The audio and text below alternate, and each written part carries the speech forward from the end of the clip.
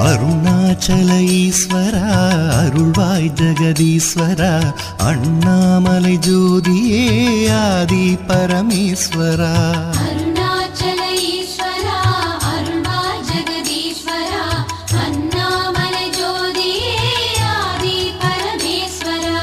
ஆதியின்றி அந்தமின்றி ஜோதி சுடரானவா உனை நினைந்து நலம் வேண்டி வருகின்றோம் கிரிவலம்.